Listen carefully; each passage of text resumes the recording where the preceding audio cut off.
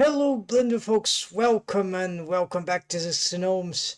Long time I don't do any streaming, but now we are trying to return to this activity. And here we're gonna do something, a task that I've assumed to work with, finish today. Maybe I won't be able to complete it today, but we're already some files. So basically, this is a rigged model with the meshes, the skeleton, armature, right? And I need to debuild it so that I can use in a project, a collaborative project. Actually, this one, it's on Discord, so you can actually, if you find me on Discord, maybe in some channels like servers, like many Blender servers, for example, Pxy-Gnomes hyphen Pxy hyphen Gnomes, then there's a number here, 2448. I don't know if that matters. Doesn't matter. So anyways, you can easily find me on Discord, and then there is this community, this server that I've created specifically for that project, the 3D humanoid character rigged model templates. Yeah, 3D humanoid character, because it's specifically about humanoid characters, at least for now. And then rigged model, like it's a 3D character, let's say, by a mesh, which has maybe multiple meshes, multiple objects, but there is a skeleton, usually an armature object, that is able to allow animators, whoever, rigger, users to control the skeleton. So it's a rigged model, and which deforms, or it has skinning quality, so the character design adapts according to the pose. And templates, well, template, not template, but multiple templates, because the idea here is to choose, is to make the best, it's a research project, so long term, maybe middle term. It's a bit crazy, but it's only for people who like to go deep in experimentation, or just want to have the best, the most optimal approach to,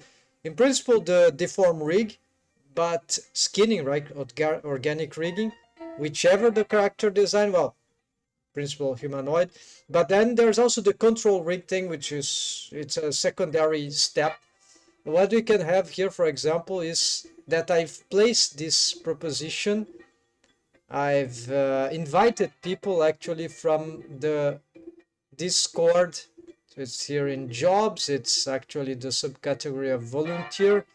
And it's here. I've made the proposition, the quest for elegant 3D character, humanoid, skinning.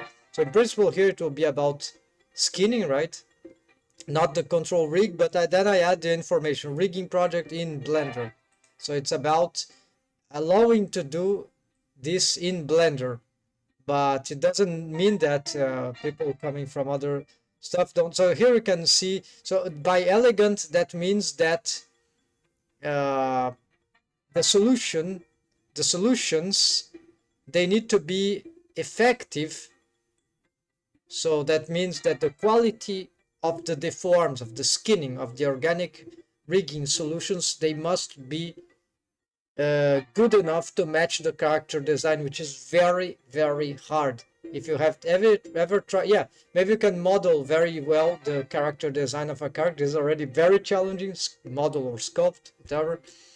But then there's another problem, is because the rigging process in 3D, at least, is part of the character design in some amount of fact, because when the character deforms, make an expression, could be a pose, an exaggerated pose, even sometimes not even an exaggerated pose. There are muscles, there are skeleton, bony shapes. There's just the mouth. Well, the face expressions are wild. It's another domain of its own, I'd say, but it's still rigging, right?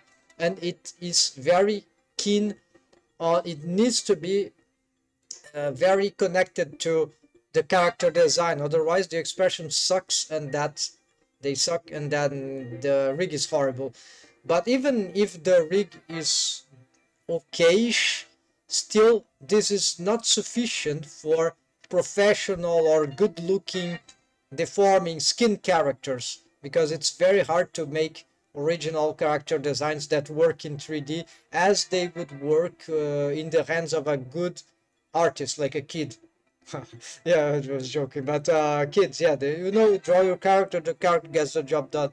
So in principle, in 3D is very hard because it's a very new domain and very analytic, while drawing is a very ancient art and technique and method and all that. So effective because of the quality, and efficient because it needs to be optimal, cost efficient, right? Well, so we want elegant stuff, elegant solutions, not a single solution. If there would be a one single click solution for all these things, that would be great, but we're not in that level. Actually, we are pretty behind that level. There is no single approach to rigging that I know, this is a bit too loud, that can solve these issues of rigging. So it's extremely complicated, and I guess even the best, they struggle in terms of efficiency. Like, so the best I can do in terms of quality now, after a couple years and more doing rigging in Blender, still they are not that efficient. That is, I had to reproduce what I know. It's really a pain in the arse, as some would say.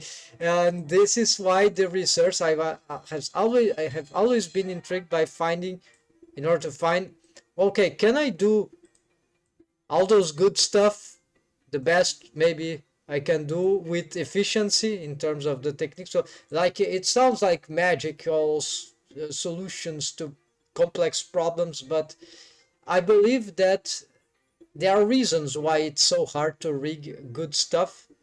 It's not just in Blender, it's other sorts. Maybe great companies like Pixar, like they have development specifically to rigging and character design, so they can do everything at ease because the developments are smart. They are dedicated to character design in motion, right?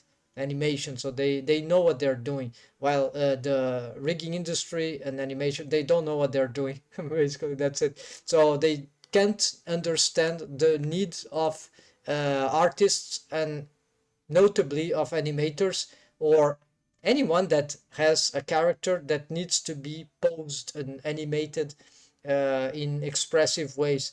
So it's unnatural. It's the best we can do is this technology. Of course, it's not the best. It's what it's available to the grand public, even when we consider the rigging industry, or the, not rigging industry, the cultural industry, the mainstream stuff that is not AAA or top tier companies, right? Because they invest hugely on the development of better rigging solutions. So for example, there is this idea of armature deform in Blender, armature deform corrective methods, like, no, sorry, what I mean, in Blender there is this idea, no, it's not an idea in Blender, it's there is the, usually it's armature deform, right? The armature modifier, which allows the parenting to armature deform, set parent with armature deform operator. And so usually that use the linear blend skinning method. It's a skinning algorithm, skinning method, and this is the dual quaternion skinning method or algorithm. But both of them basically. But I've calculated, like, it's a mental experiment, but if you've achieved enough, if you have enough experience with this garbage, you know that you know how this works. This is completely unnatural when it comes to, okay, here of course there are a lot of systems, of helper systems that try to solve some problems, but this is not complete, right? Let's turn on the subdivision surface modifier. So I was already successful in doing this. It's very hard, but it's doable. Here's just incomplete, but I have examples in my channel where I succeeded even with a character like that. And of course, but it's very painful. It's very difficult because you still need to do the hard work.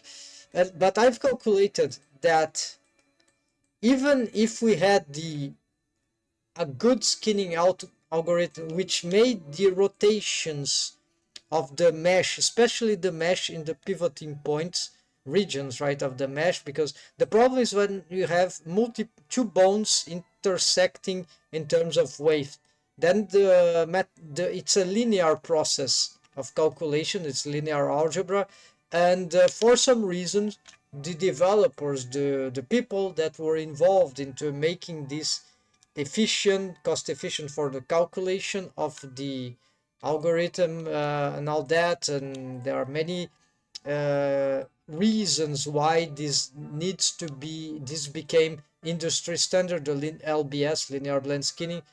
But even if we were to use the dual quaternion skinning, and it still sucks because it doesn't really entirely solve the problem. So the thing is that in order to solve this kind of skinning artifacts, here many I've solved, but then there are other ones which are not solved. So the thing is that even if you had a skinning algorithm that will be more natural, good looking, spontaneously, it would not be enough for this kind of joint. I call a complex joint because the leg, the thigh, it can rotate in all directions usually, right? Or mostly in all directions, right? And more in certain directions than others, right? Yeah, don't bother, it's not complete here, the rig, but you see there are some implementations going on. So basically what happens is that even if the skinning algorithm will be matching naturalistic organic motion, what will be great, it will not be sufficient to solve the deforms or the skinning of this kind of joint, because this requires additional mechanism which will deform the tissues of the 3D character, the model, the 3D model, so that these tissues, flesh, bone, the fascia, whatever we have here, skin, muscle, tendon, all those things which are all connected here in the surface by the mesh, which is completely unrealistic, right? But that's it. We just care about the surface usually. So we're working on the surface, not working a real skeleton, a real muscle system, although we could, but that would make it super heavy. So the thing is that in order to make these anatomic features to look like realistic or good looking as a stylized or realistic character during the forms, that means that we would need to make additional mechanisms besides a simple thigh rotation in relation to the lower spine or in relation to the hips. Why is that? Because the flesh needs to move, to be pulled, pushed, and you can't do this. We can't do this well enough for the anatomy, complex anatomy, with just a rotation. Actually, this rotation is even incorrect, because the rotation, you can research, it's not very easy to find in the internet for noobs, but basically what, in this sense, I'm a noob also, I'm not a medic, or I don't understand the anatomy in details of but I know just enough so that it's a ball and socket joint, and there is not a static pivoting point when the leg does this. Actually, the pivoting point of the bone is moving slightly. It's sliding over the socket. The ball of the femur, it's could say like that. It's pivoting, yes, inside of the socket of the hip bone, but on the correct side. However, at the same time, it is sliding, and it is it's changing its position. So that would work maybe as an inverse kinematics event, where I've already tried to make this, but it's kind of complicated. It's not really worth it, but I can do this with a triple system here of, well, this I'm doing because of auto IQ option. This, right? So here is just a regular IQ bone constraint. That's just this and this, right? But then if I catch this and this, I can expand the auto IQ length to, yeah, here is equal, it's equivalent. But if I expand the auto IQ length to the middle button of the mouse will scroll to 3. So you see, it's more like this that happens. Although here it happens in a very exaggerated way. And it's hard to control also. But that is, of course, this is very unrealistic because I'm deforming the bone, right? So you need to be careful about that. But this will be more realistic because there is not just the bone tissue, there are other tissues who are moving. So I didn't do this to actually emulate that effect. It's just for, actually it's more for just to be able to have this, right? Additional, and so we can do this, for example, with auto IQ option, or I can do this with F key. Well, no, yeah, this is sort of reverse IQ, right? Well, this is doing F key. This is doing reverse IQ, but it doesn't matter. The thing is that now you know that, so what do you know? we basically know that we need mechanism here, which I call, for example, leverage system. And a leverage system, for example, is when we can have, for example, some bones, usually helper bones. So helper bones, they are usually deformed bones. So it's helper deformed bones. That can just call them deformed bones. They can be, they can use mechanism bones to achieve those results, of course. But usually they are automations. They don't, no, it's not this. I'm gonna look for the deform, yeah, deformed skeleton here, but it's not a deformed skeleton, for helper deform. So here what I have is a multi-layered techniques or methods or approach for these helper bones. And for example, here it's a leverage system that I've integrated. It's not completed yet, but it was experimental. I did it for the, maybe not completed for this character, but I did that for, so this is an IQ bone constraint that is automated. So this is the IQ target, and it will leverage. So this is the IQ chain. It goes up to this bone, which is a mechanism bone. It's a non-deformed bone. And this bone, it can, you see, it shrinks. And this is a leverage system. You don't need to do this with this system, but this is with a very smart system. It starts to mimic the thing in just a one single structure. Of course, you see 4 of them for each leg. There should be 4 of them. Yeah, maybe it's missing the inner one, but that's okay. We can, now I'm thinking of connecting this all together, because all of them, the idea is that they will, let's see what they do.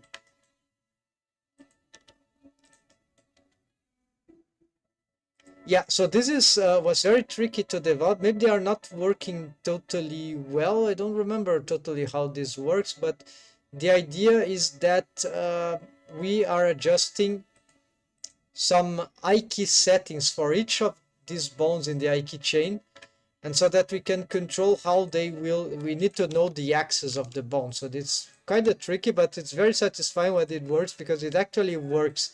It's sort of economic. You see, this bone is leveraging, and I could achieve this result with just another bone that was leveraging. But I did this with just one setup, a single setup that is, right?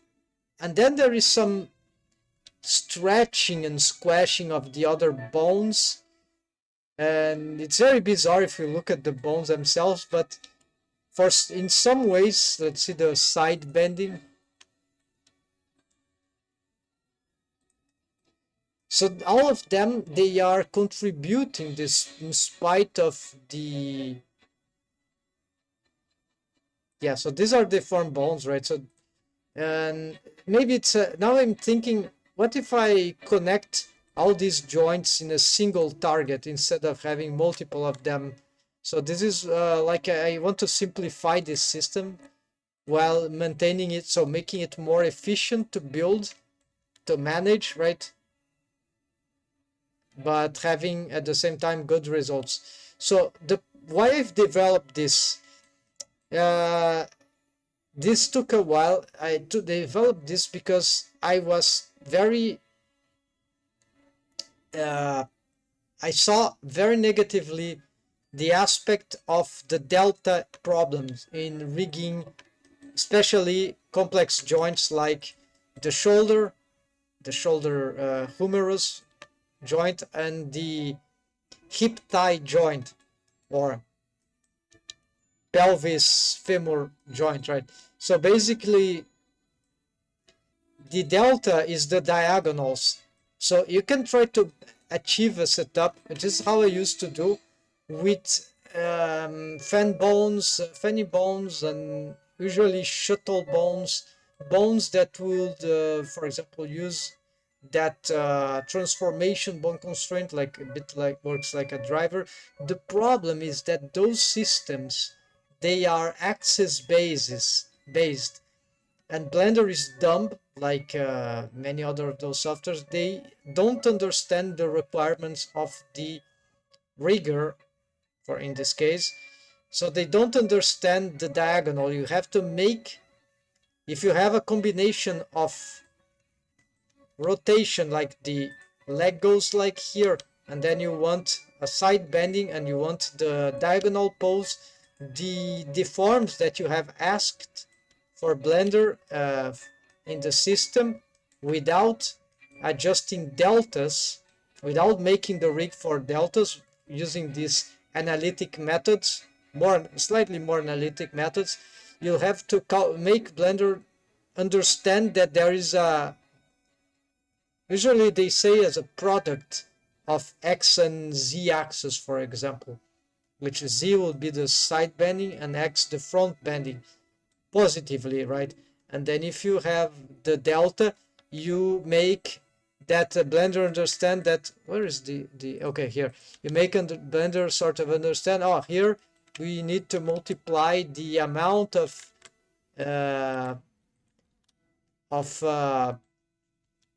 angle from an X and Z. So then the deformed bones, the shuttle bones, they might be able to adapt to the diagonal pose. But it's actually not that simple, because even if you get it done, usually the deforms don't look very nice. You probably have to make a condition. You need to have sometimes a shuttle helper bone, just to improve the deforms on the diagonals, because it's not spontaneous. This system here, it's more intuitive. It's analytic when you need to develop one by one, but with this stuff and adjust the bones and everything, the positioning, but after that, this renders the requirements of delta management obsolete. Not obsolete, it substitutes it solves the problem of the deltas, because just as the fan bones, maybe not the fanny bones, but the fan bones, the fan bone, we don't have fan bone here, I have, but it's in another layer. Here we have some fan bones. So the fan bone, they are smart. They understand the delta, like they just know, because they are just the rotations of the entire bone. And the problem is to translate to how to get Blender understand the diagonals. So the fan bone, it automatically does that, because however I rotate the thigh bone, I'm not sure that it's activated. Maybe it's not active right now. Well, it is. Maybe. Okay, something is happening that this fan bone doesn't seem to be reacting at all. So I don't know what's happening. Maybe there's a... It doesn't matter. It should delay. It derotates, right? Probably it should be deactivated. Oh no, this is the mechanism one. Okay, this is the mechanism. No. Fan. It's the fan, but it's a mechanism one. Okay, so I don't know why it is not doing its job correctly, but it doesn't matter. The thing here is that when the leg goes up, probably they are deactivated in some way that I don't see here. Yeah, this is not doing anything. So it derotates on the opposite direction, and because it employs the X and Z axis,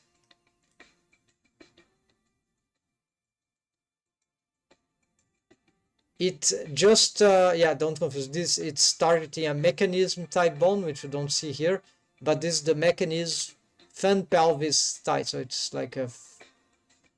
Yeah, anyway, so it understands where to derotate. It will activate in principle in whichever orientation, in whichever direction that I rotate the leg. This will activate accordingly with this derotation. So it's a derotator bone, and its waves, usually this is not for the waves, because around this bone there would be parented bones, a bit like these ones, right? That I don't have them because I would delete them. So this is a very old technique, 2004 at least. Some guy named Freeman, a professor, Australian professor that I've used, master animation software, 3D was...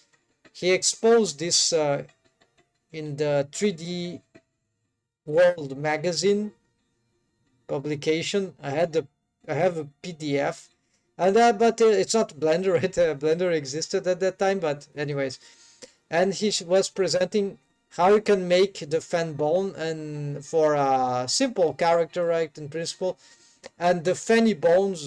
I'm saying it's like that, but maybe there's another.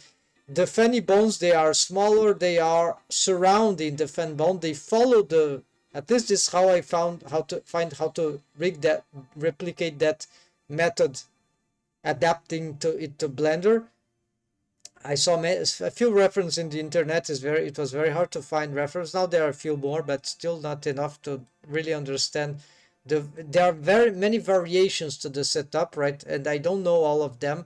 Maybe there are better ones than what I do, but these fanny bones, they will adapt according to the leg type of rotation. And then I'm mostly sure that we're going back to the analytic problems, which will require delta, because if you do a front bending and you're using the positive X axis of the thigh, right, rotation, then you'll make some of those bones adapt the mesh deforms here in a way that the skinning looks good.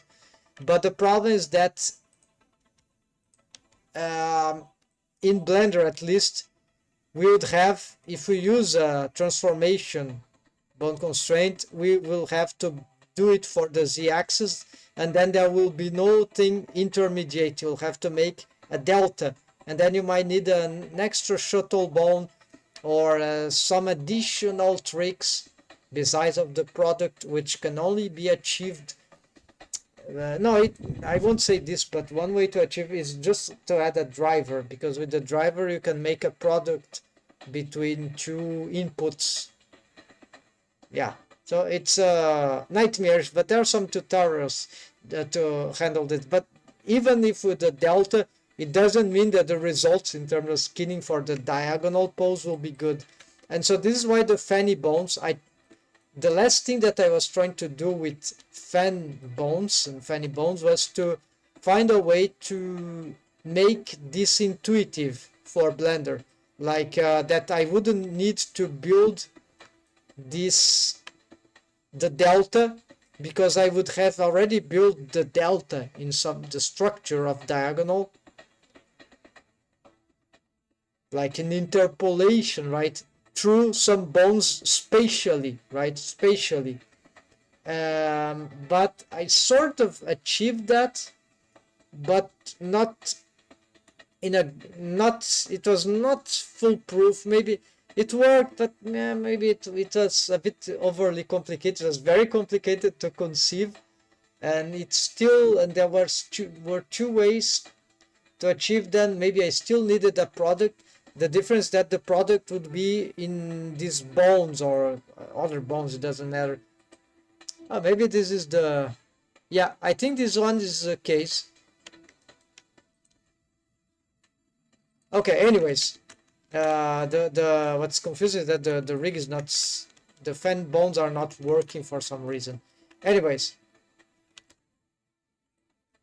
let's go for the reason that I'm here. Actually, I was trying to explain the problems, the complex issues about organic rigging that I found so far, and some setup. So the project that I was mentioning on my Discord channel here, the 3D Humanoid Character Rigged Model template. So templates in Blender. So basically you can find me on Discord or join from the jobs thing in the, send me a private message in the in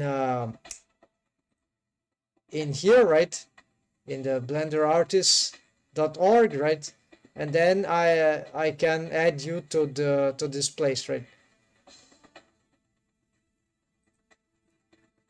And so I'll be glad to have anyone interested, curious, and engaged. It's for the community, right? There's no money involvement. It's pure love. Nothing. I don't care about, oh no, you're distributing rigging. I'm a teacher. You can't do this. Fuck you.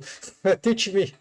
Then, so basically, of course, I respect the job of all those. But, you know, I'm from Brazil.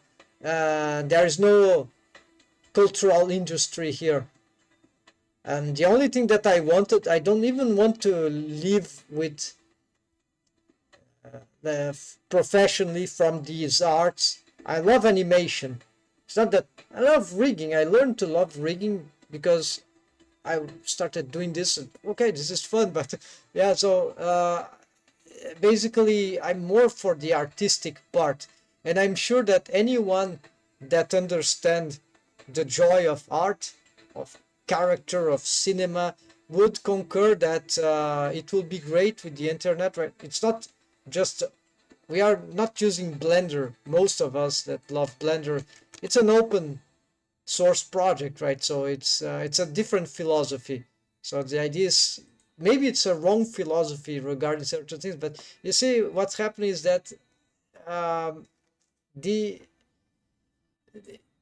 not every artist, maybe very few artists actually are able to own money professionally. Lots of artists, they just can't work with the arts. They don't become professional artists. Some give up, or they just become artists as a hobby. So it's like the cultural industry worldwide is like, it's fake. Like it's there are many countries that you can't become an artist, a professional artist in something that maybe you are passionate about. It's extremely hard.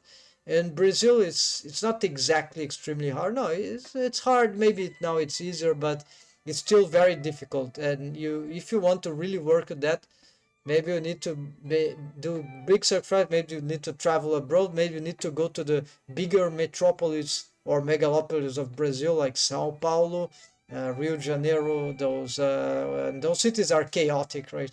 And if you don't do that, it's very hard to get in touch. It's like not like it's not like and even if you are in a big city in a rich developed country, right? It doesn't mean that it's easy to get in this cultural industry. So it's a niche, right? And like it's very unfair, right? And I know this because when I studied in France for just 2 years. I was there. Paris I was in, and I had the opportunity to enter in Gobelin. I was École de Gobelin. I was working as just as a I had a 10-month experience in a company that was doing 3D animation for kids. They were just doing the technical aspect of the production. They were not the producers, they are just the technical producer, the company. And I was just doing as a stage, how this apprenticeship, something like that, scholarship, something like that. No, not scholarship. It was a unique opportunity.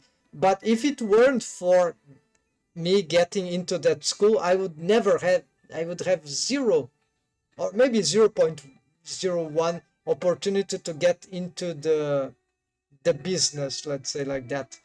So you see, and I saw many when I was working at that company as just a student, right? I was There were a lot of people which were going into young people visiting the studio. I want to show my portfolio, something like that. And of course, there's not space for everyone. Of course, it's a conference, right? But it remembered me because I knew I was there just because I was in a school, a specialized school, a very specialized grade school for animation. I wasn't doing the course of animation. I was doing a production management course, because it's at that time I understood that I wanted to go back to Brazil, and Brazil was weak in animation, still is, in terms of industry. That's a cultural industry, right? There's no cultural industry here. There was hope. See how evil this is, how complicated it is. 10 years, more than 1 decade ago, there was hope that in Brazil the industry would boom somehow, because there would be some state financing and government interference, positive ones, but actually something happened, but then yeah, it dropped, and nothing happened. Well, maybe things happened, there was some growth, but it's like the cultural industry.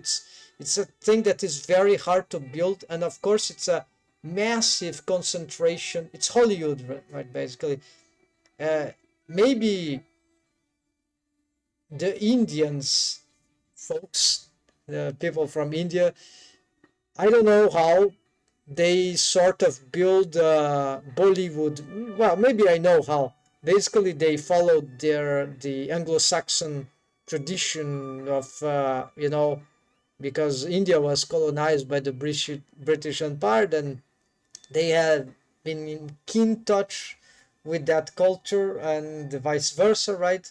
There's a lot of interchange, cultural interchange, knowledge interchange, maybe technology, we don't know. But anyways, India, they read the Anglo-Saxons, basically. They can read, and maybe that's why they recreated Bollywood. And you don't have Bollywood in Brazil, right? You have something. So this is very intriguing, right? And so,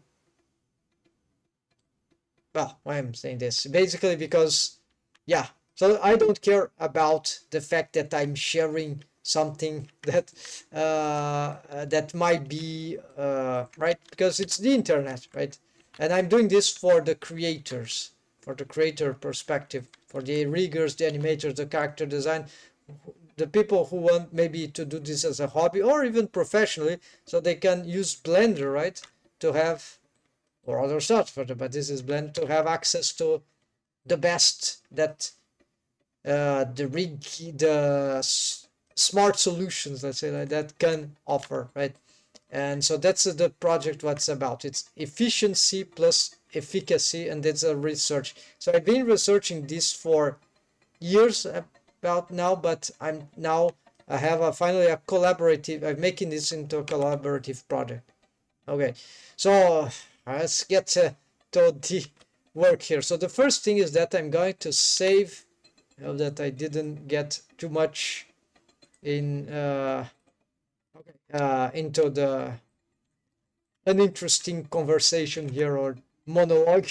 Let's get here to the thing. So the thing is that in this project, I'm gonna will be experimenting with all sorts of techniques that we may find not just useful but elegant. That is effective plus efficient.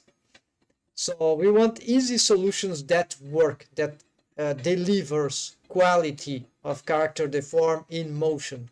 That is posing expressions, even for facial rig. It doesn't matter stylized character, realistic characters, because we'll be using a variety of base meshes.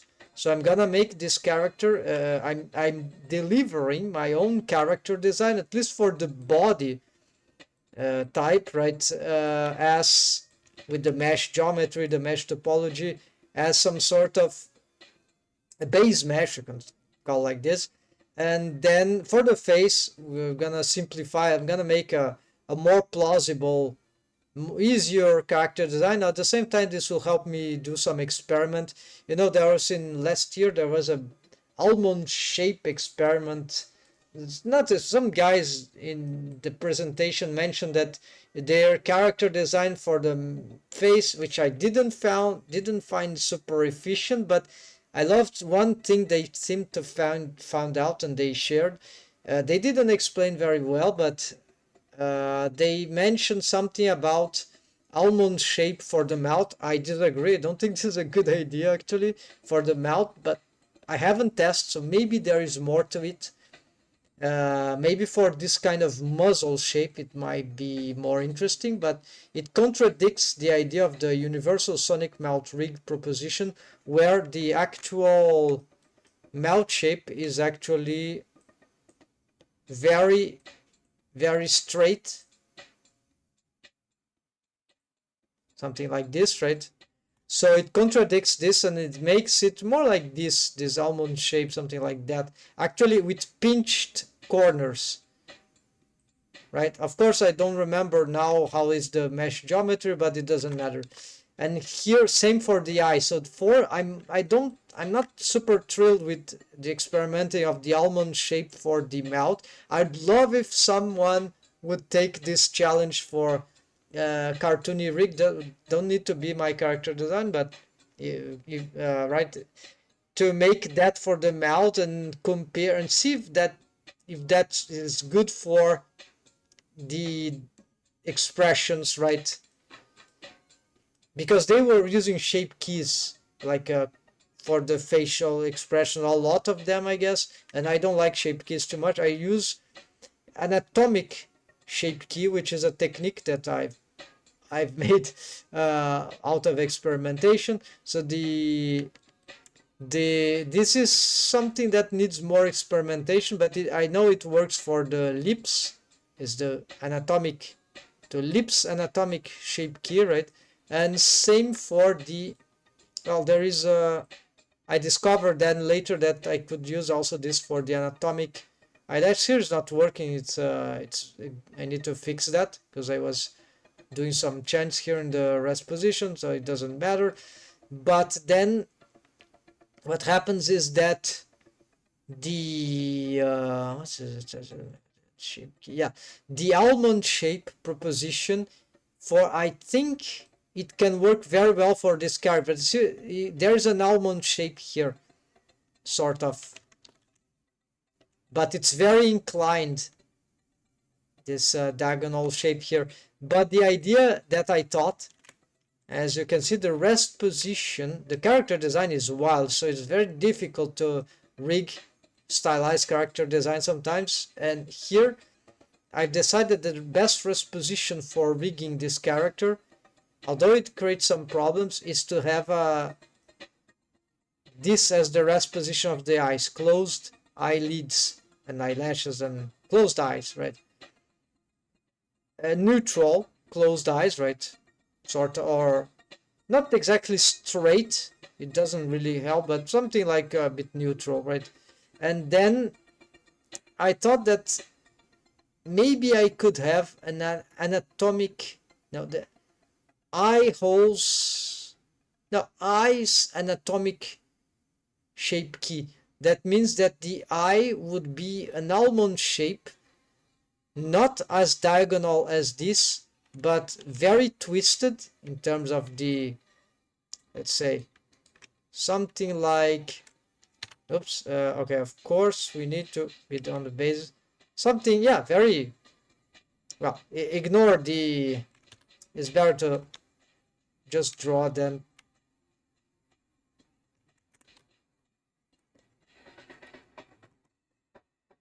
An almond shape about here, and so the eye will be closed. The Control Z for this doesn't work, right? There are some. Okay, let's do again. So an almond shape about here. And so this will be the base mesh, like a rounded structure for the eye, the binding pose state for mesh, maybe for the deformed skeleton. And then the eye's anatomic shape key, because it's eyelids mesh, it's not the eyeball, but it's the, which is a separated mesh object, but it's the eyelids, the eyelashes, and the eye holes, orbicularis oculi muscles, okay, all this. So it's the whole eyes, let's say, like this. Structures of eye, except for the eyeball and the irises and pupils here, which are floating, but anyways. Then this will adapt because of the shape key. So this is it would be a very, this will be the almond shape that doesn't need to be straight, so it can be slightly diagonal, but not as diagonal as this, although this could also work. But I tried this and this is not something like this I tried, but it was not very good actually. You need to have the eyelid here and it just doesn't work. It's very confusing for the rigging process. So the thing is that I still believe that there is something useful in this eye almond shape, and I never tried the eye's anatomic shape key. I never tried. What I tried was that the rest position was something like this, but it's different. Now I want to have the it's a multi-dimensional thing. You need to think in 2 dimensions, maybe even more, because there is pose mode as well. So we have 3 things. We have the binding pose state, which is the rest position for the mesh. Then we have the shape key, the anatomic shape key, which will be the eye anatomic shape key that will shape the character design on the rest position. So this will adapt to, oops, no, this one will adapt to the shape of the eye character design, but through shape key, right? And then, okay, if we want to snap the mesh, we need to do this manually. There will be an operator in Blender 5.1 that I think might solve that. It mixes the current position. I don't know if it does on edit mode for the mesh, but whatever. If we don't, we can just use the snapping tool and snap the vertices of the eyelids onto, with the shape key, right, the anatomic, which will be building here. So it's because the shape key doesn't interact with shrink wrap modifier. Maybe they fixed that. I need to be sure. I think last time I thought they fixed that. Maybe they fixed that already. So anyways, so maybe you don't need the snapping anymore, but we need to snap because it will make rigging more correct. So what we do here then is that when we have this at 1 full, the eye's anatomic shape key, then we do the 3rd dimension, which is not the 3rd dimension, but we have then, we need to adapt the pose the rest pose, which is not the rest position.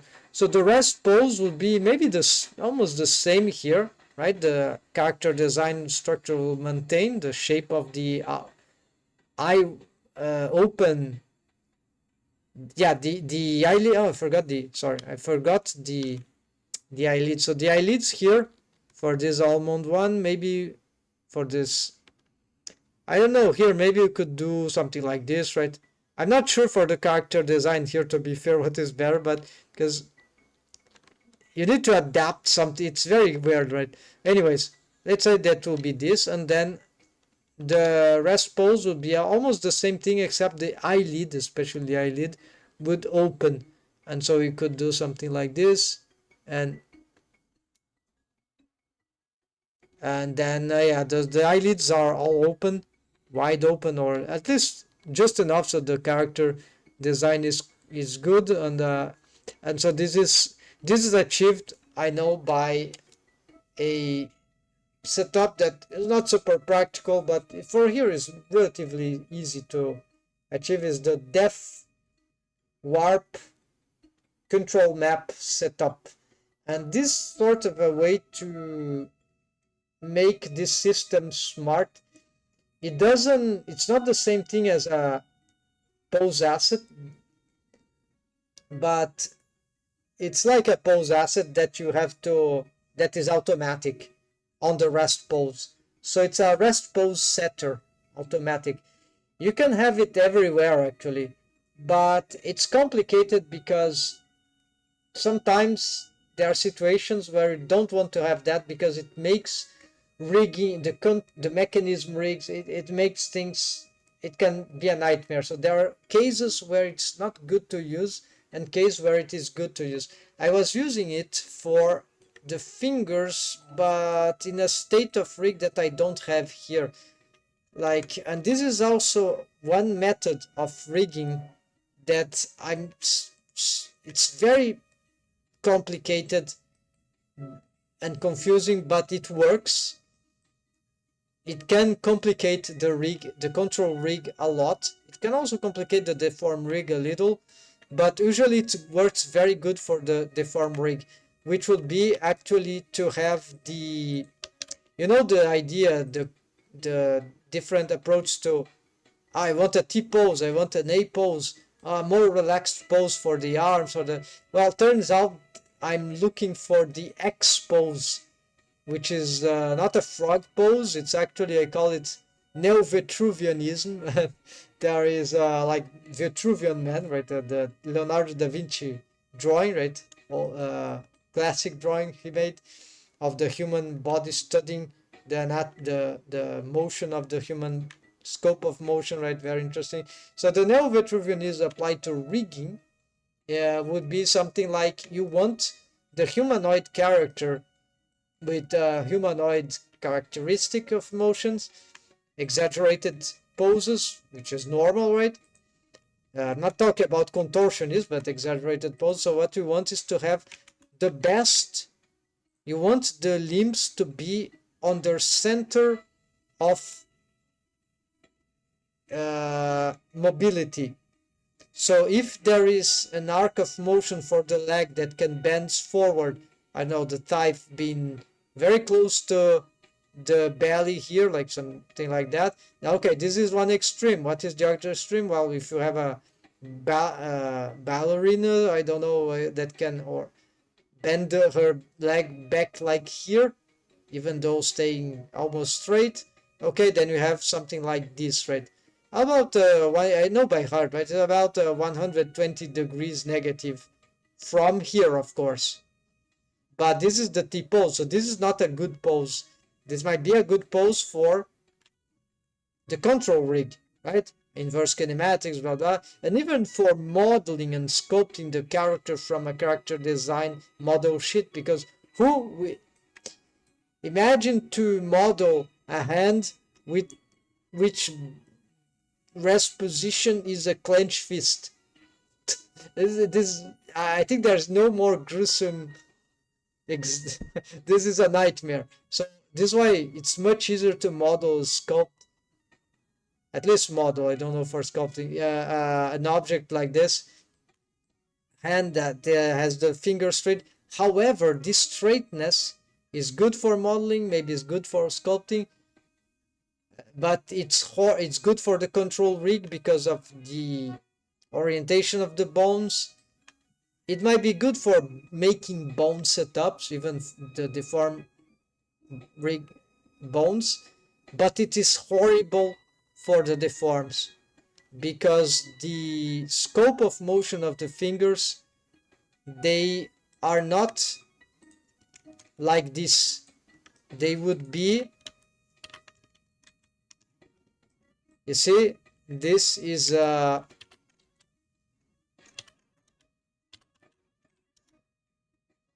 this arcs of is because of the auto IQ option that I'm using with inverse kinematics panel here with some options.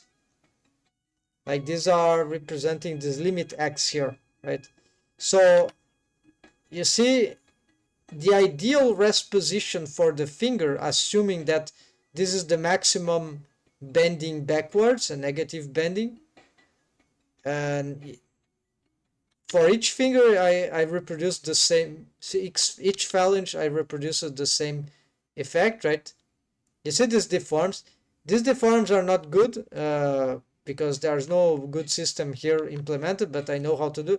So one rig system to implement is just changing the rest position of the deform rig and of the mesh with exactly here, well, somewhat in the middle of this arc of motion.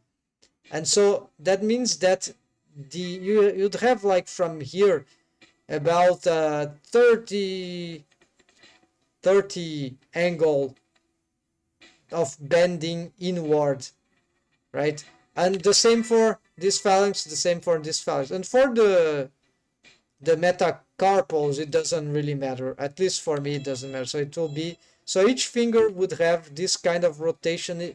And the problem with that, of course, it's horrible to model a hand like this. So the idea of this method is sort of it's reversible, but the method is weird of doing this in Blender. It's horrible actually. It's super confusing. I have made tutorials on that already, and it's reversible, but it's strange. So we'd have to basically, we want the deform rig to look like this, the rest position of the mesh, and the deform rig to have bones like this, but we want the control rig to be straight. And this I made a tutorial about, and so that will be a depth warp, because the deform bones, they warp when you swap to between edit modes to pose mode, right? They warp to the map control bones, because the control bones on their rest pose, on pose mode, they are mappers of the position of the orientation that the deformed bones should match as soon as, so it's a warping system, right, basically. And this can get wild because sometimes an X pose would be something like this. So for the leg, the ideal pose that I've calculated would be something like this, I guess. Wait, the leg shouldn't have, but this, in certain case, it when you apply the rest position, you might be disrupting if you're not careful.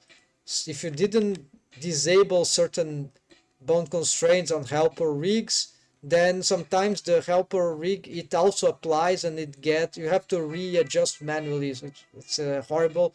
I know it happens with some fan bones here, so you have to readjust, but usually everything matches and you just have to apply. And then of course the problem is that you lose the reference to the character design.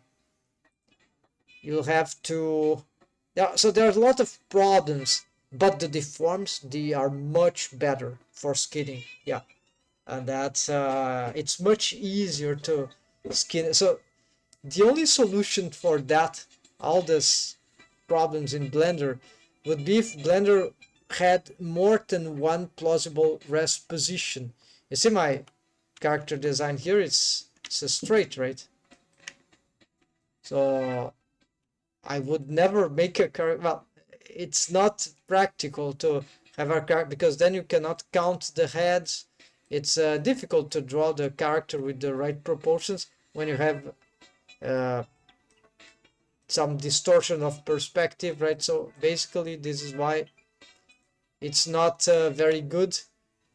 And then the problem is that once the character is set to the Vitruvian pose as a rest position for the mesh and for the deform rig, but especially for the mesh, right? Then you adapt the deform rig if you can to do at the same time. But then what you do, right? The deform rig must match the rest position of the mesh. So the same for the eyes. So if the eyes are closed at the rest position, as it is the case, the deformed bones for the eyelids must be like this, and you'll see how this works. So we might probably find them. Yeah, so you see these bendy bones here, they are matching the position of the top and bottom eyelid, and so on the extremity, right, their inner extremity, okay. And then these are the warp, the tweak, yeah, the tweak, the control. The names are, there's no I key here, this is wrong, this is old. So this is the warp target, this is actually the control bone, the map. Actually, it's more complicated than that. There is a buffer bone here, and this buffer bone, oh no, actually the buffer bone is here. So it's the buffer bone that warps. It's not the deform bone directly.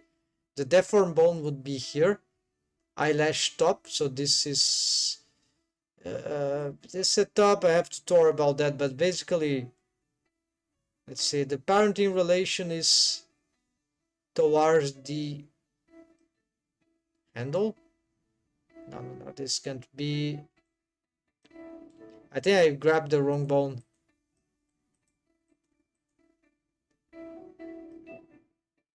Okay, no, this is the handle, of course. This one, this is an eyelash bone, it doesn't matter. So this is the handle eyelid, which controls this, right? The it doesn't matter here why it's not carrying the rest, but essentially, this one is turned to the warp. I need to. What is the warp? The warp is this one.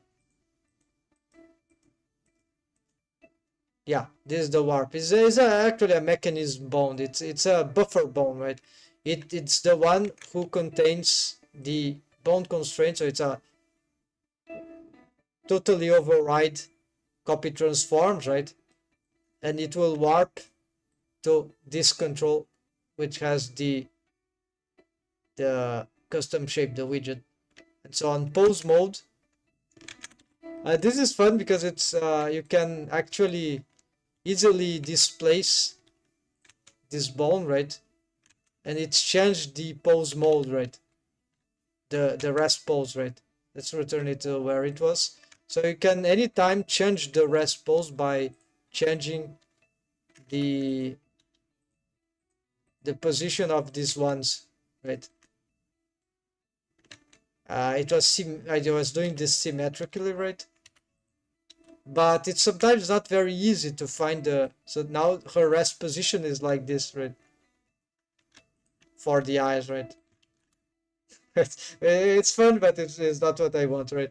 So I want the rest position to be wide open because she's like that in the character design, right? So, and why not achieve that as a pose asset? Because the pose asset is not automatic, so it's just then you can add as many pose assets as we want on top of that, but this setups allows me to have the rest position of the complex stylized cartoony eyes in a way that is easier to rig. For me, this is the best I found. It's just very hard, but I found that this is the best solution. for this, because of the eyelashes also. It's very hard to match, to rig the eyelash to match if the closed position, if we don't have already closed on rest position. Then we suffer a little to the other extreme opposite, which is wide open eyes, but it's much easier to achieve the wide open eyes with deforming these bones than, no, I mean posing these bones than the opposite, because here you need to match, and then the eyelashes, even the eyelids, it's a bit hard to get them not straight but aligned. It's more in this rig, it's more because of the eyelash complexity shapes than of the eyelids themselves. The eyelids, if you don't have the eyelashes, it's not too hard to align, even in a curve, because the bendy bones, they are very responsive. Well, not totally responsive, but mostly. See how this curve work, and this is great because there is shrink wrap on top of that and all that. Okay, so hold on folks, I need to check something here. I think we have someone post something here. Oh yeah, we have some news, but it's not I'm not gonna read this information now. Let's even close this. Okay, so the problem is that I did a lot of changes here. We're gonna return. We want to reset this whole character, make sure nothing. Okay, I need to save this file in another. Yeah, let's save here. I don't like to save here, but that's better now. So we're gonna make Dorothy. Yeah, I'm gonna call it base for now. Dorothy base mesh base template. Yeah, because my OC that I'm gonna use part of her to this research project. Okay, so this I can disrupt now, start disrupting this this file. So basically I don't want the grease pencil anymore because it's a character design thing and I don't want to share those things. Image, or this are reference we don't want. We can remove this model sheet. Yeah, it's a shame, but I'm picky with this. So, but I'm still gonna share the base mesh, right? Except for the face, I'm gonna crush certain aspects of the character design, right? But I'm okay with sharing the body proportions. This is not a problem, but not the face. The face is more important to me, so I cannot share. So I'm gonna make another stylized. We're gonna de-build all this. So there are some clothing here, and I don't want anything about the costumes.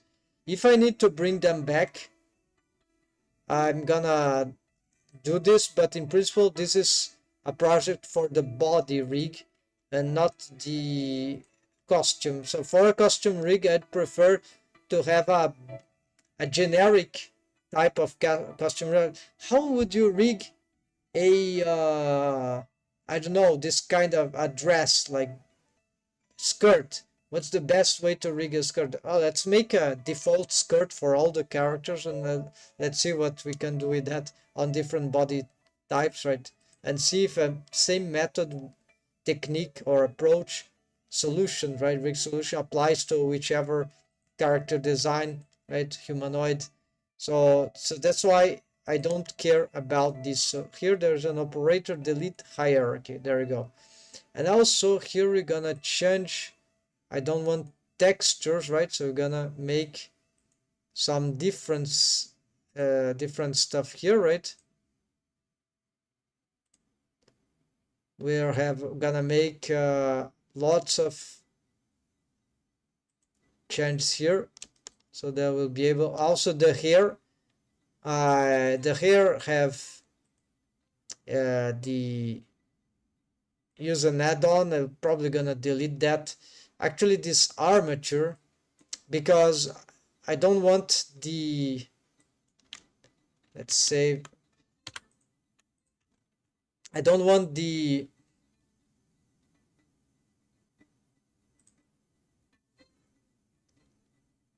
armature to have, it's actually here, it's a custom properties, no? Rigify, no? What is those things? Okay, there's nothing here. I think it was a custom proper, or maybe it's an object. No, I don't remember now. I think there is something about, but this is probably because of another add-on. So I'm not using Rigify here. So what we're gonna do is that we're gonna, okay, the hair, unfortunately, there's important work here, but it's a too much character design based. There are lots of types of hair, so we're gonna delete. Mouth. This is for facial rig. So I think for the mouth,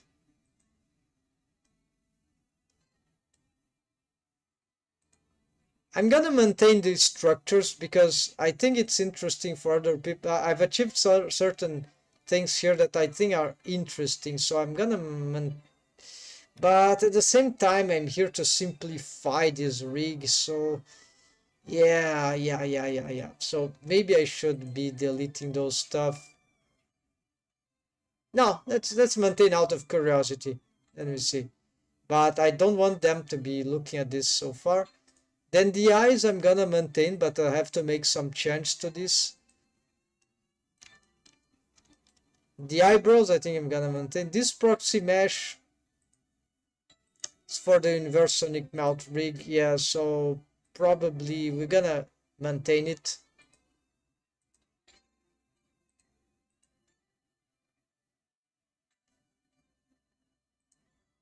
And then the body, of course. Okay, this is the easy part, right? As for the widgets, I'm not gonna maintain the widgets because we're gonna get rid of all the deformed bones of the control bones in this rig. Or maybe not. Maybe it's cool to maintain some widgets. I want the control rig to be here as simple as possible. So that's why maybe it's good to maintain. No, I know I'm gonna delete everything. Then I see that later. Okay, so we are debuilding this. So now it's a bit it's much easier here, I think. Takes longer, but I think it's easier. So first of all, I'm gonna delete all these collections here. No, not this. I want to take everything out of this. I don't know how to do this. Yeah. Maybe I just remove all this. Yeah. Okay, so physics. So I don't want the physics bones,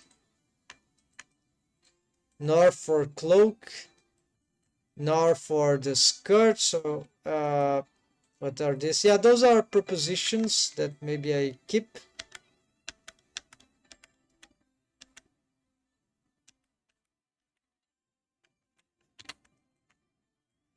Yeah, I remember what I wanted to say. What I wanted to say before is that this I'm using an add-on, external add-on, and I don't want to use add-ons if possible. We want solutions that don't require add-ons. So maybe someone will bring a solution for that. The ponytail, yeah, we don't want that. It's the Wiggle 2 add-on, which I love. There are other add-ons for wiggling physics, wiggle physics, jiggle physics, but I'm not experimented with them. There are new ones on the corner, even free, but I haven't tried. They are similar, some of them, but I don't know. It's need to relearn stuff. Maybe they are less bugged or not. Okay, costumes. So we don't need costumes, right? So we can just delete these ones. Hair. So here there is no hair anymore, so we can remove this. Fan. Okay, now it's what starts to become important. Okay, so you have some physics. I'm gonna maintain this because there are some structures that might be useful here. All right. Even though it's using wiggle to, I'm gonna maintain because they might be useful. Then we have fan bones. They are not responding. I'll have to re-rig them, but it's okay to share like this. And we have some leverage systems which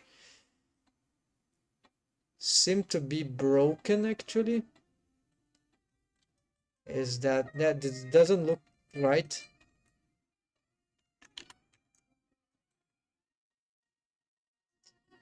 I see. This is completely inaccurate. Yeah, what happened to...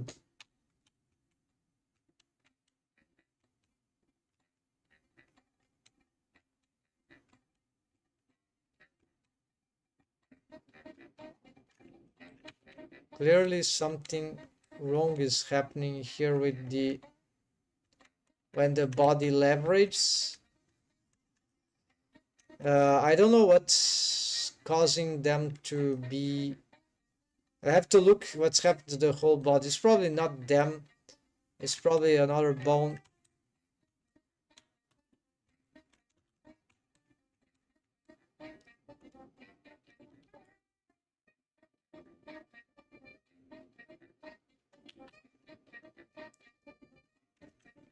Yeah, they are reset, right? So really, maybe it's just a bone constraint. No, there's no bone constraint here. So this is parented to mechanism upper arm, maybe. Yeah, it's something about the mechanism rig, I guess. Anyways, let's continue checking. So deform, there's the base skeleton. The base skeleton is necessary. This method I'm gonna change. I think I have a better solution now. Not better, different solution. So maybe it's more elegant. So this was the technique of the third bone, but you see it's not connected. It's weird. This bone will steal waves from the joint so that it could be the continuation, right? So that when this joint start to collapse, when the leg is bending, then this structure of the knee will remain more stable because this bone is stealing waves from the knee, from this and this on the knee region, mesh region, right? So, but you can do this much easier if you just have the continuation of the bone, right? And so this will be, but I did that because I didn't want to make the continuation. Like I wanted to get the bone really go to that point, which is questionable because it's tricky, right? Because I wanted to have the same structure here. Otherwise, you have to make the bone, it will stop here, it will have a different angle. I didn't want that to happen, so this is why I decided, now let's fucking just make a floating bone here. But this floating bone, it's also complicated to set here. It's annoying, right? And it's confusing because then you have to make some bone constraints. It works, but it's not super elegant, I think. And the best solution that I've seen, a new solution, done pro, an old YouTube channel, very good for there was an idea for it's called the anti-scissoring, and I have no idea why I haven't learned that technique, but now I know it and I want to experiment. So basically you have, it sort of solves what this does, and it tries also to solve the idea of I think it does something like the fan bones, and I'm eager to try this out. Anti-scissoring setup, right? Basically, it's a reverse deformed bone, helper bone, of the shin and of the thigh, for any joint, maybe. I'm not sure it works for every kind of joint. And then it will, yeah, it's hard to explain, but it's a tutorial the guy made. So it's very interesting. And I never tried, happens out that I have never tried. And maybe this can do better than this, or easier than this, more elegant way than this. And at the same time, it can also do what the fan bones they do. It's similar to the fan bone, the anti-scissoring method technique. And I'm also eager to see if it can work on a complex joint like this, maybe the shoulders. That could really be good for those things. And maybe there are some variations. You see, this is triple bone system. It's also happening here. But there are different variations to how to set it up. And this is the floating variation, let's say. So this is not a base skeleton bone. This is really a floating helper bone, right? To complete the triple setup of the, it's a stealer of waves. Usually helper bones, when they are deformed bones, they are wave stealers. But as easy as it sounds, this thing of stealing waves can also be a nightmare. There are many reasons which cause them to be very complicated. Okay. We don't delete the skeleton. The face. So the face, I think I'm gonna preserve, but I have to make change to it. Okay, I maintain this. Yeah, there are a lot of things in the face, but I should tell people don't look at the face. But yeah, nothing to do. What about the control rig of the face? Yeah, it's too much.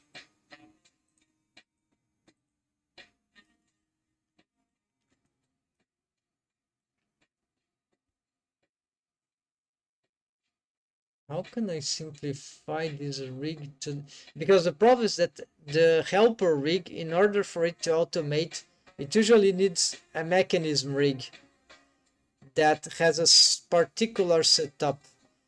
So this starts to make things way more complicated than I would like them to be. To share, right? To simplify stuff. And then here we don't want this tweak stuff. We just want really the basics, right? Very basics. The control rig, I can always share it in other conditions, right?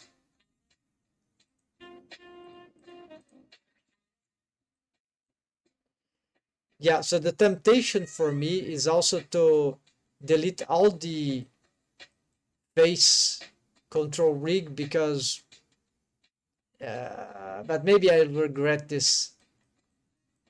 I need to think a little more. The idea is to simplify as much as possible the build so that I can share this in a more comprehensible way. Yeah, so the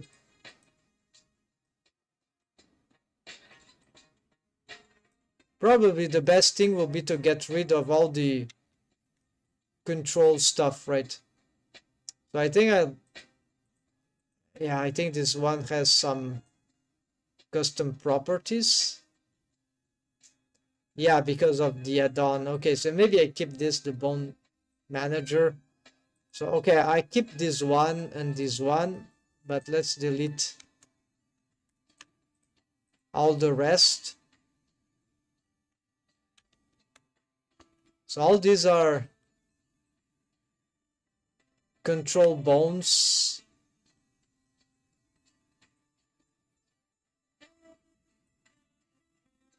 No, we have all mixed up here. No, I was about to do a horrible thing.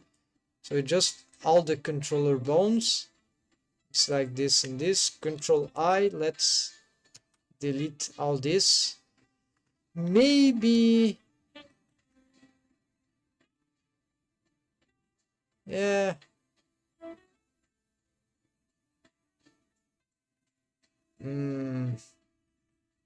It will facilitate if I can retain them. So let's do something slightly different.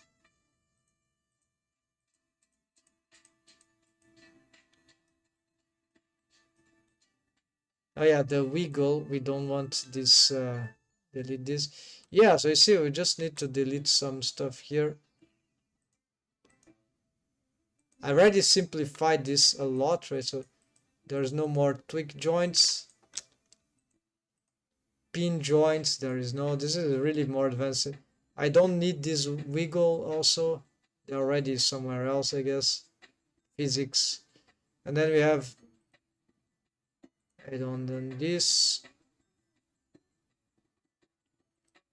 So for the main controllers, yeah, so I just want actually these ones plus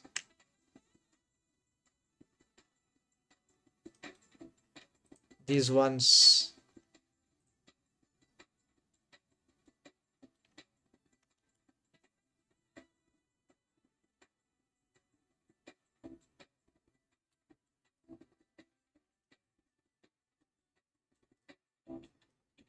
I think I deleted the root bone, but that's fine.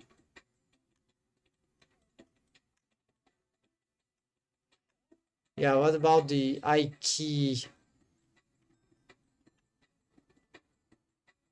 I think I've deleted the rig that made them possible. Yeah, possibly. I don't want to share the complications of this rig, so we can just remake them. So we're gonna invert here and also delete everything.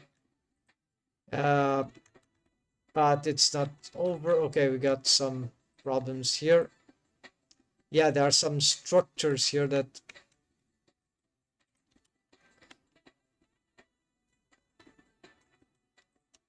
also here I need to simplify this.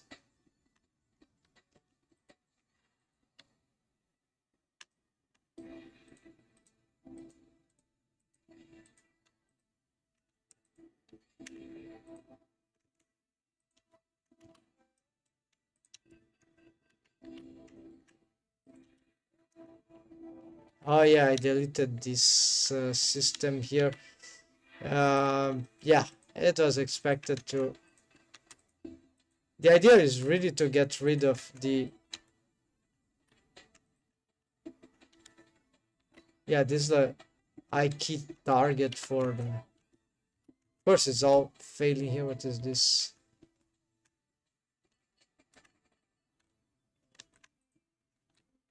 Okay.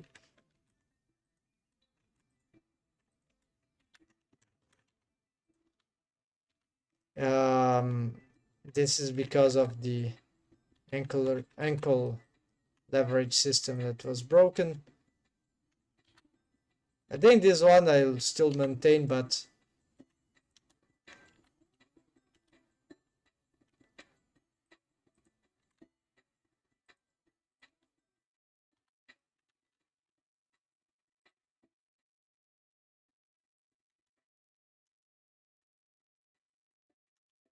these are control I's. Oh yeah, I deleted all the control I system. This is far, but it's too complicated, right? So maybe we should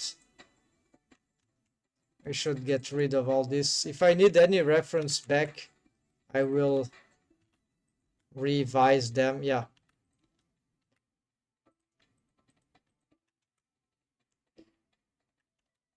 Yeah, so idea here, maybe I have I need to expand a new hand I key target, like a very conventional stupid way. I don't use the most conventional way of the I key. I use the use tail. I disable that option of the I key bond constraint. So I use a bond that is on the hand, not here so that I have more flexibility for the auto IQ option in order to do certain motion in the regarding this bone. It becomes a bit more freer to move. So here I think the way to go here would be this.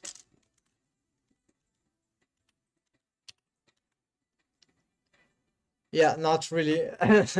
So this is more complicated. If I want to maintain this control rig, I'll have to revise the mechanism rig that is related here, just binding something here and there. But I think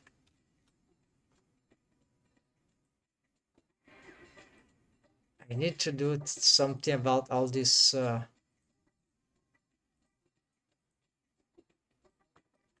faces. Yeah. Yeah, I have to destroy the face somehow and make simplify. Okay, then we have all the mechanisms which are important for the. No, this is of the face, right? No, it's all mixed up here, right?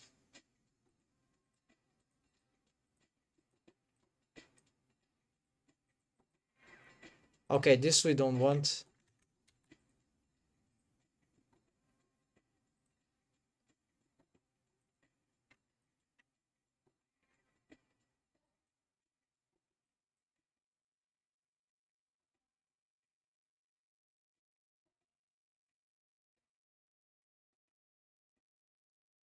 We have some delta map delta thigh. Yeah,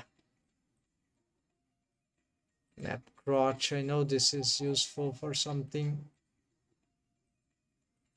This maybe they are not in use entirely because I think I've deleted the what is activating them. Yeah, so it's a bit late. I need to go now. I don't have the mind to complete all this thing, but it is work in progress. I leave it to tomorrow. So at least we have the base mesh, right? Um, it's just reconnecting the some parts of the rig, which is and this I need some a few more time to make the best decision about the head. So the head, I think maybe I delete everything. It will simplify that. If I need to bring anything specific, because I'm treating the face rig as a different subject almost because it's super complicated and it depends a lot on the character design and all that. So it's like it doesn't work to bring it now because it will be too much. I feel like it's already overwhelming to me. It should be overwhelming to others. So if anyone would be more interested in getting in the project, right, then eventually we can jump into it and just focus on the face, which is not. I think it's more interesting because rigging has this quality. It can be super overwhelming, right? We're gonna delete all this and we're gonna remove all these fucking layers here. And so we maintain just the basics, but this is not enough. We want now to find the mechanisms of the head. We're gonna apparently there's just this. The drivers, I know a technique to remove drivers. So mechanism rows. What is mechanism rows? This is probably for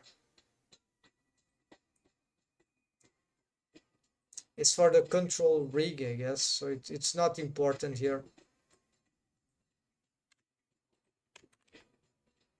Yeah, we don't want these ones. It will be just for the control rig this thing, so we don't require this.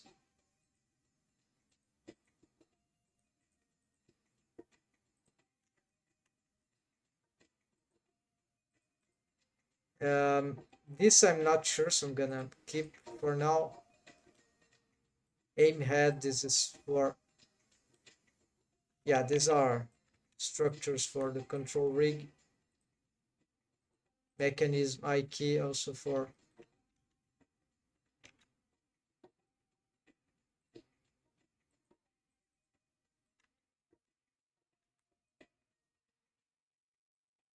mechanism skeleton. Okay, so this is kind of important because these are actually mechanism head. Yeah, I think I can ignore this one. Yeah, but we're gonna maintain this.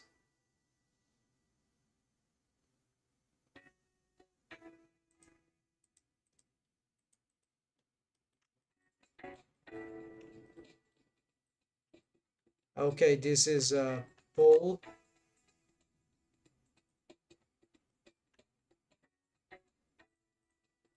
Looks like that we've lost some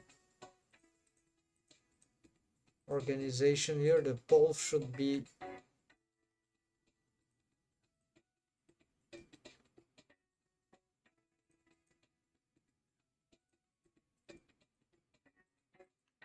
okay, I'm gonna delete this pole. This is for the control rig also, so it just delete these pole targets. This is also IK owner. We just, yeah, target IK leverage. I don't care about this. These are buff foot. Yeah, this is for the control rig. We don't need this anymore.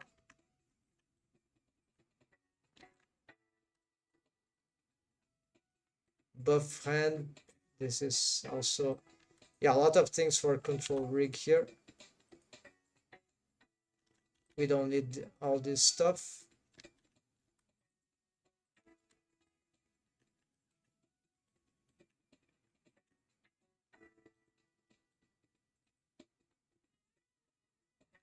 Just wrong duplicate.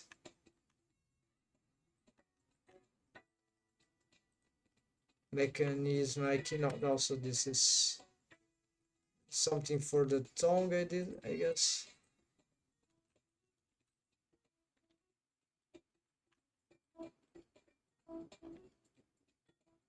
Okay, so mechanism skeleton is fine. We also don't need this layer, just gonna cause confusion.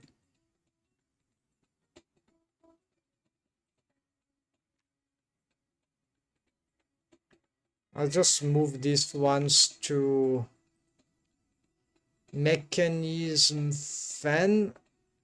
Yes.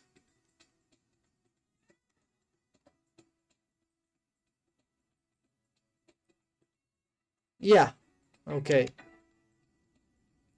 It's actually moved to, no, they moved the, okay, Alt M. It's my shortcut here. Move to fan. Now I can remove this. So controllers, okay, the controllers we have to see. Oh, I see, this is the wrong direction. Let's move this like here. Let's also change this. Okay, save. We don't need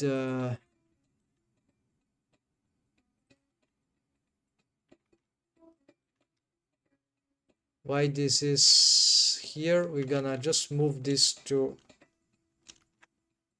physics. Yeah, actually select by color.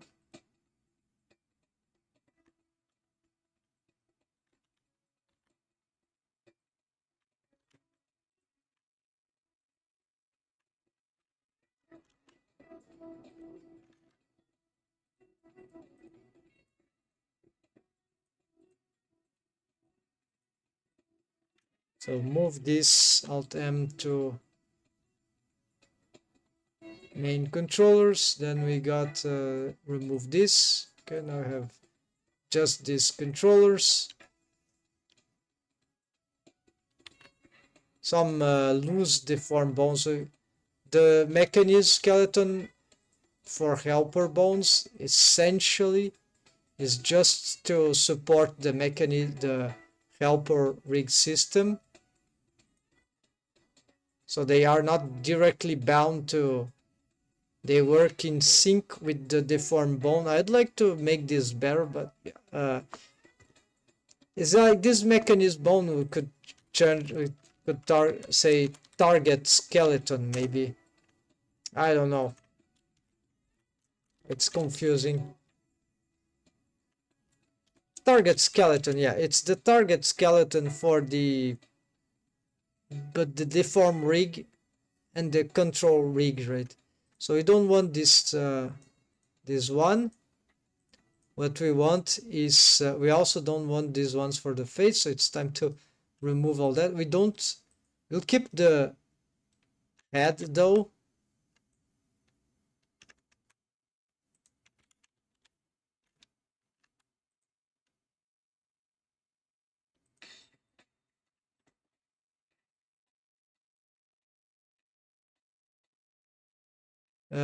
Maybe keep this one, right? Why not, right?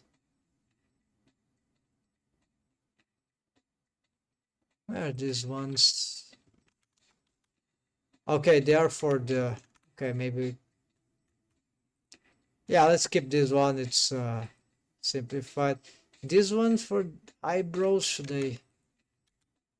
I'm tempting to keep those structures, but it's getting things more confusing, right? No, it's let's delete, simplify. We can bring this in when this project is more organized, right? Ears, there's no ears. Orbicularis oculi, there's no more. Eyelids, eyelashes, muzzle, lips, arcades, tongue, there is nothing, so we can, okay, there's just a head. We can,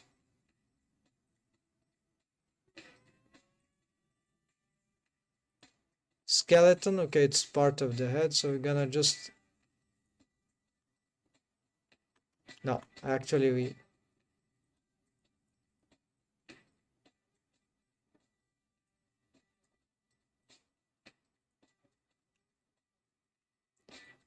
okay, so what are these ones? Handle, shoulder, okay, it's the handle of the bendy bones. This is for, is the detwister, yeah.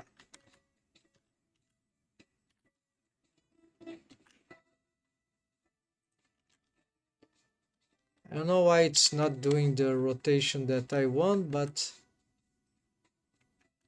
it doesn't matter. It's it should respond to something somewhere somehow. Maybe not manually, it's getting nuts, but it gets yeah. So I want the control skeleton, the target skeleton,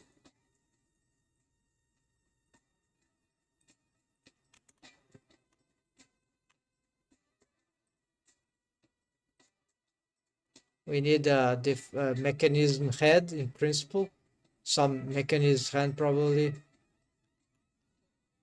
We are gonna change this color also to maybe this. Then you have the deformed skeleton. This is a helper bone, so this is not accurate, right? We can try to remake this. These are correct because they are not deformed bones, but they are handles that are important for the the twister system. What I don't have here cartoonically is the, I never use, but is the Rigify system for the tweaker bones in the middle of the joint. Never start to consider this very useful for, I've used some, tried some models rigged with Rigify, and okay, that's interesting, maybe we should have this. So I never use them, but you need to have the tweaker bones in the middle. I usually only have tweaker bones in the joints, so it's more work to do, but then you can sometimes have many tweakers, so it takes a lot while more to build, right? So that's why I never build them. I didn't see them as super useful because they are secondary stuff, tertiary stuff even. They make animation much more complicated, but it's useful, right? So maybe it's good to have on a cartoony rig, but it's good also to be able to simplify them, right? Okay, so I think I see what's happening here. We have some sort of highly displacement of some structures here. So let's try to first see what is moving and causing this.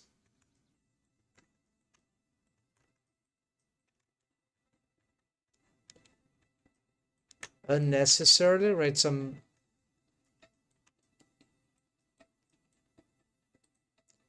okay, hold on, let's start. Okay, so it's not the control rig, it's nothing to do with the control rig. Made some wrong parenting. Anyways, target skeleton, no, it's not the target skeleton. The deform rig, no, it's not the base skeleton neither. Helper leverage, yeah, so it's the helper leverage. I think the targets are inverted. It's not the fan.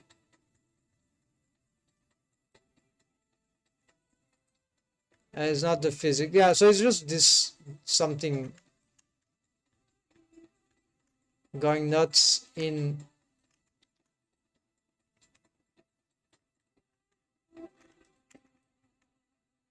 Okay, we see this. This bone is the on the back, yeah, the scapula. Clearly, okay, it's how stupid this can be, right? It's just this bone suffers some displacement, but I think it's just scapula, right? So the position here, clavicle I key and breast. Okay, I don't know the clavicle. Probably it's here. No.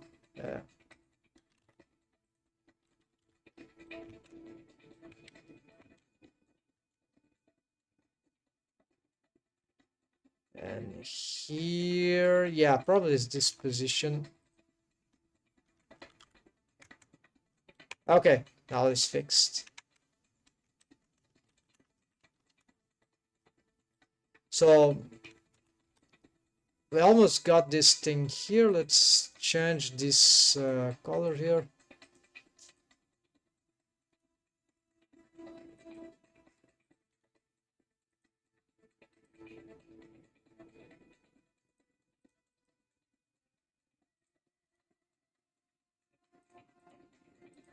Okay, let's get this.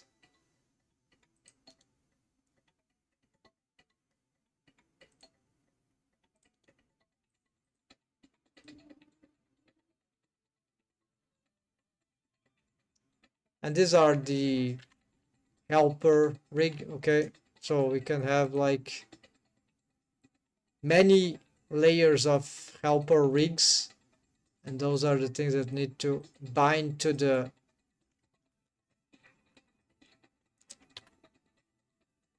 I don't like this color. Let's just place this in red.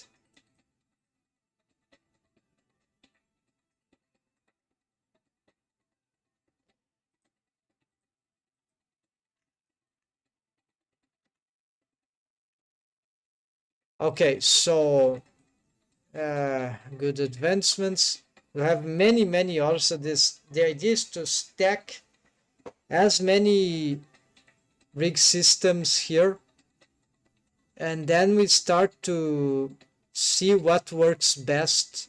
So now, of course, to have a good answer, we need to be doing this. The control rig need to be at least good for posing and making some keyframing animation. I think this won't be a big problem, but I have to make a small adjustments then. And then here,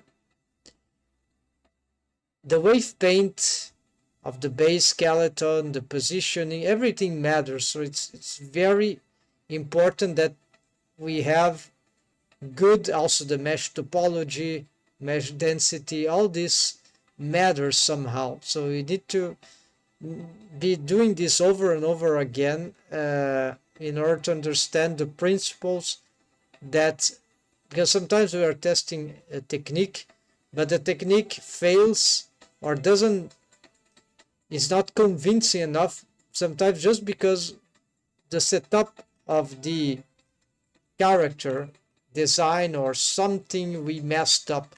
So for example, if you're doing the complex joint, if there is something wrong about something terribly wrong about the conception of the waves and even the positioning of the deformed bones around the pelvis region, then we might actually be making certain things that could be very simple into quite complicated things, and then it can become super confusing. So this is why rigging, it's very relational subject.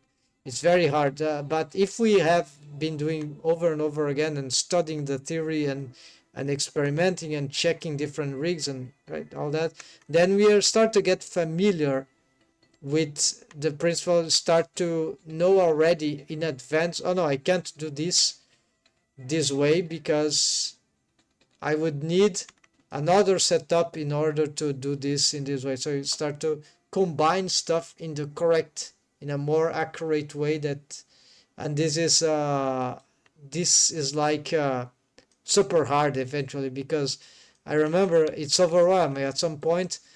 I might even suspect, as I have, like my base skeleton proposition is garbage.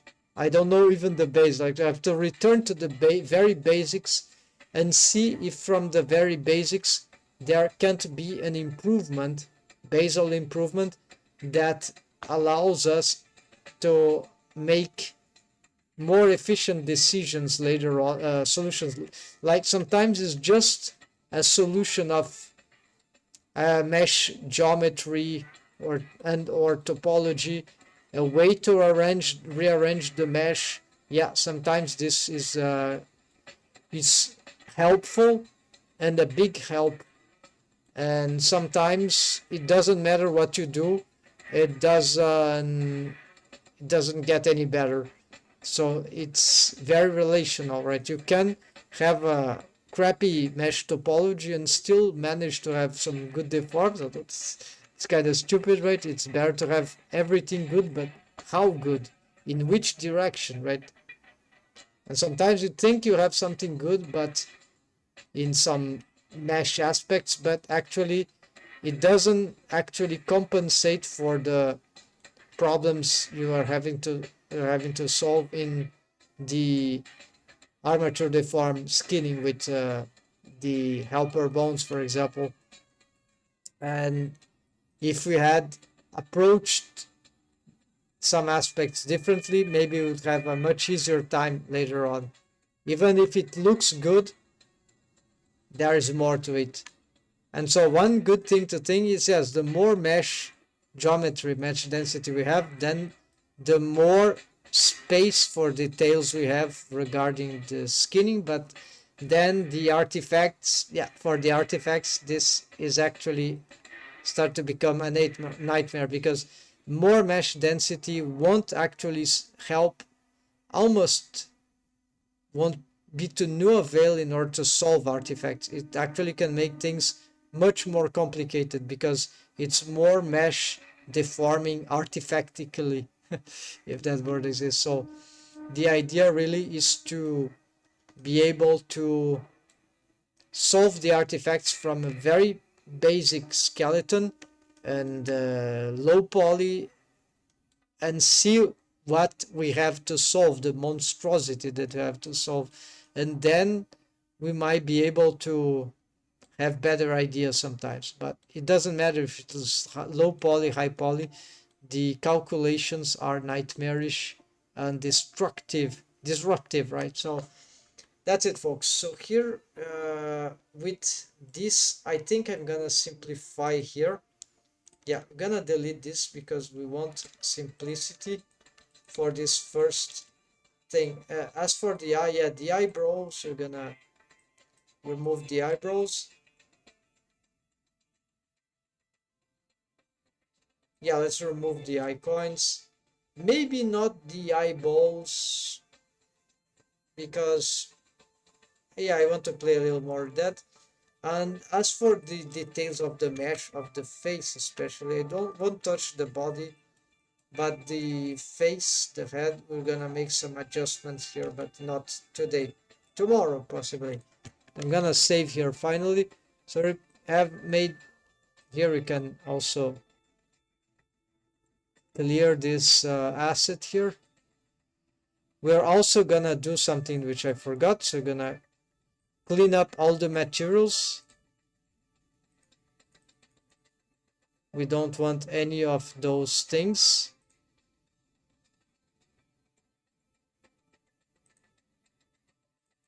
We want completely neutral here. Yeah, we can also, yeah, we can delete the proxy. Yeah, we're gonna remove this. So just have the eyes and the body. And we can also combine them both. So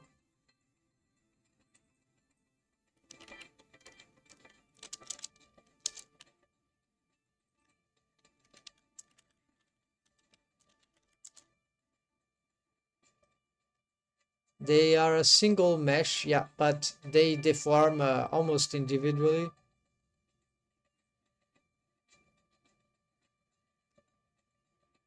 We're gonna delete this. So I have armature with the respective parenting. Okay. And rigged model. We're gonna get just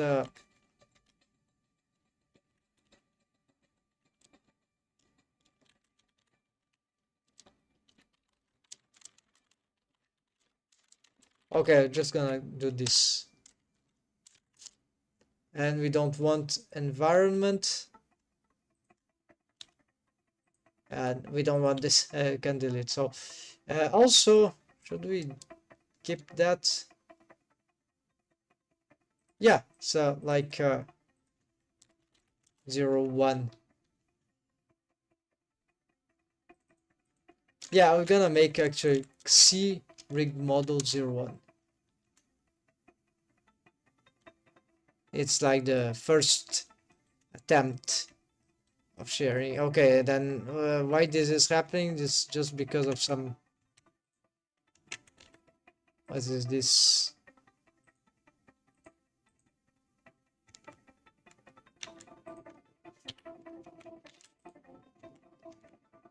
Okay, this is just because of the feet stance. Yeah, so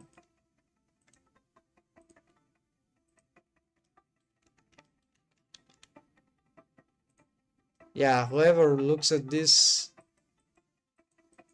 would not understand what this about. So I don't want to distract any distraction, so just gonna delete this. After, when we reach the control rig problematics, then we can just work with this thing. So as for this, I think this is the, okay, we have some bones here that are not,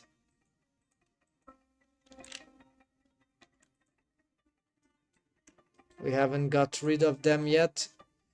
The parenting here, yeah, we lost the parents here, so we need to,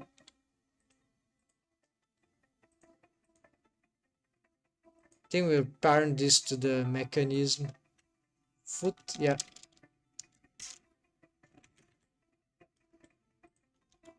And now this works, yeah. And what about this one? This is a helper tree fan knuckle. Lost the parent, yeah, we deleted the mechanism, also same thing.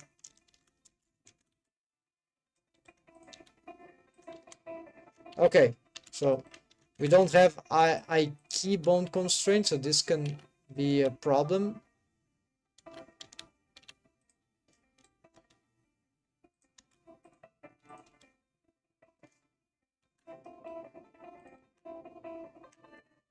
This is parented to the,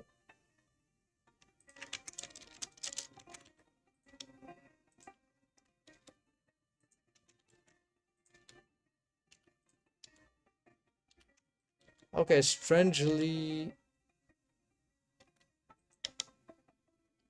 this doesn't move the,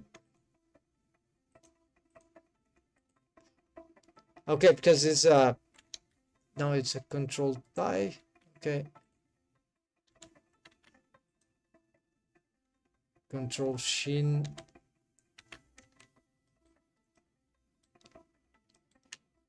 okay, I don't understand, but it doesn't matter. The control rig is another thing to address, and we need, yeah, we need we'd better get this IKEY bone simple version of IKEY system here at once, then we can solve the mechanism. So that's it, folks, for this this thing. So we are debuilding the rig for collaborative projects. I have many solutions to add up here, but we'll start with this fan, maybe fanny, get them to work. Leverage, we're gonna clear up the best we can with this, and in principle I want to try if what this, yeah, there is anti-scissoring rig, but not sure that I should, yeah, if I get at least this structure ready, that's good enough for me for a starting point.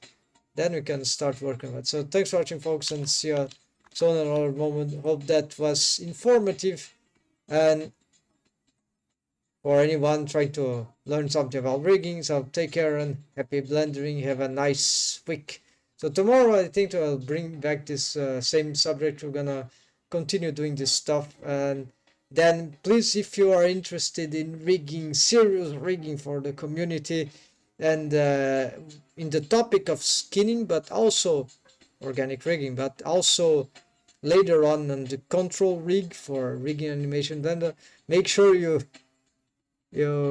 join this my Discord server about this one, the, it is the 3D humanoid character rigged model template. Well, this is only for, in principle, right, humanoid characters. Start simple.